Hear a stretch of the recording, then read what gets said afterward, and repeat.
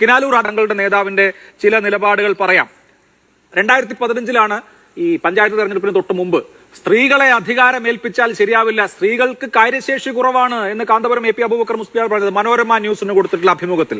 ഇനി 2011 Mathrubhumi വാരികയ്ക്ക് A K Abdul ഹക്കീമിന് നൽകിയ അഭിമുഖത്തിൽ കാന്തപുരം പറയുന്നത് അന്യപുരുഷന്മാരുമായി ഇടപഴകി ജീവിക്കാൻ സ്ത്രീകളെ മതം അനുവദിക്കുന്നില്ല, സ്ത്രീകളുടെ കാര്യത്തിൽ ഒരു കാര്യത്തിലും മാറ്റമില്ല, പുരുഷന് സ്ത്രീയുടെ മേൽ ആധിപത്യമുണ്ട് എന്നുള്ളത് വസ്തുതയാണ്. ഇത് 1930-ലെയോ 85-ലെയോ ഒന്നും നിലപാടല്ല, ഈ ആധുനിക നൂറ്റാണ്ടിലെ പുതിയ നൂറ്റാണ്ടിലെ കാന്തപുരത്തിന്റെ നിലപാടുകളാണ്.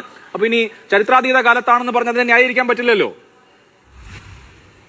ശരി, സ്ത്രീ പുരുഷ സങ്കലനവുമായി ബന്ധപ്പെട്ട് അന്ന് ഉസ്താദ് പറഞ്ഞ നിലപാടും ഇന്ന് ഉസ്താദ് പറയുന്ന നിലപാടും അഥവാ സമസ്ത പണ്ഡിത സഭ പറയുന്ന നിലപാടും ഒന്ന് തന്നെയാണ് എന്ന് പറഞ്ഞാൽ നിങ്ങളുടെ ഞാൻ അഭിലാഷ് കഴിഞ്ഞ ടൈമിൽ മുഴുവൻ എന്റെ വിഷയത്തിൽ ഇടപെടായിരുന്നു. ഞാൻ 2 മിനിറ്റ് കൊണ്ട് എനിക്കൊന്ന് പൂർത്തീകരിക്കാതെ വരണം.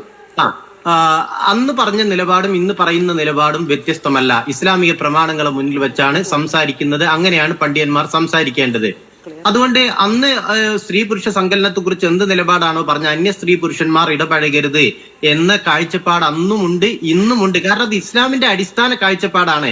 ആ കാഴ്ചപ്പാട് പറയുന്നിടത്ത് വിശ്വാസികളായ സ്ത്രീകളെ അത് ബാധിക്കുകയും അവരത് അംഗീകരിക്കുകയും ചെയ്യുന്നുണ്ട്. നമുക്ക് ഇവിടെയൊക്കെ സുൽഫത്ത് എന്ന് പറയുന്ന സ്ത്രീ, ഞാൻ സത്യമായിട്ടും ഈ സുൽഫത്തിനെ ഈ കഴിഞ്ഞ ഒരു ചർച്ചയിലാണ് ഞാൻ ആദ്യമായി അവരെ കേൾക്കുന്നത്. എന്റെ പ്രശ്നമായിരിക്കാം, അവർ നേരത്തെ ഇടപെടുന്നുണ്ടാവാം. മുസ്ലിം സ്ത്രീകൾ എത്ര ആളുകൾക്ക് ഈ സുൽഫത്ത് എന്ന് പറയുന്ന ബഹുമാനിയായ സ്ത്രീയെ അറിയുന്നുണ്ടാകും?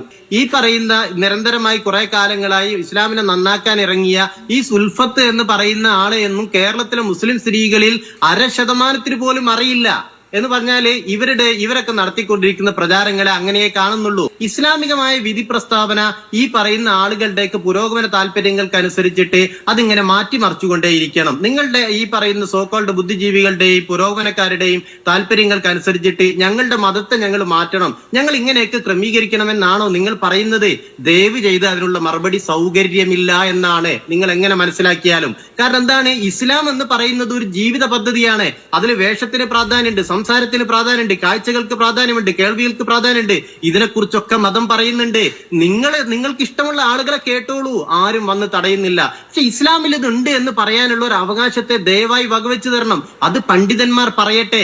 അത് പറയുമ്പോഴേക്ക് ഏതെങ്കിലും തരത്തിലുള്ള അധിക്ഷേപങ്ങൾ ഉന്നയിക്കേണ്ട ഒരു സാഹചര്യമില്ല. അന്നും ഇന്നും പറയുന്നത് ഇസ്ലാമിക നിലപാടാണ്. ആ നിലപാട് പ്രകാശിപ്പിക്കാനുള്ള സ്വാതന്ത്ര്യമല്ലേ ഇവിടെ ഏതെങ്കിലും ഒരു മുസ്ലിം സ്ത്രീയെ പിടിച്ചിട്ട് അല്ലെങ്കിൽ ഒരു പുരുഷനെ പിടിച്ചിട്ട് ഏതെങ്കിലും തരത്തിൽ ഇങ്ങനെ വഴിയിൽ കയ്യേറ്റം ചെയ്യുന്ന നിങ്ങൾ ഇത് അംഗീകരിക്കൂ എന്ന് പറയുന്ന സ്ഥിതിയുണ്ടോ? നോക്കൂ, എന്നെ പോലുള്ള പുരുഷന്മാർ ഈ ചർച്ചയിൽ പങ്കെടുക്കുന്നു. മുസ്ലിം പുരുഷന്മാർ ധാരാളം ആളുകളില്ലേ? ഈ പുരുഷന്മാർക്കൊക്കെ ഒരു അന്യ സ്ത്രീയെ കാണണമെന്ന് ആഗ്രഹം ഉണ്ടാവില്ലേ? ആ കാണണ്ട എന്നാണ് ഇസ്ലാം പറയുന്നത്. എന്ന് പറഞ്ഞാൽ പുരുഷനോടും അതേ വിലക്ക് തുടരുകയാണ് ചെയ്യുന്നത്. പക്ഷെ ഈ സംസാരിക്കുന്ന ആളുകളൊന്നും പുരുഷനുള്ള ഈ വിലക്കിനെ കുറിച്ച് പറയില്ല, സ്ത്രീകൾക്കുള്ള വിലക്കിനെ കുറിച്ച് സംസാരിച്ചു കൊണ്ടേയിരിക്കും.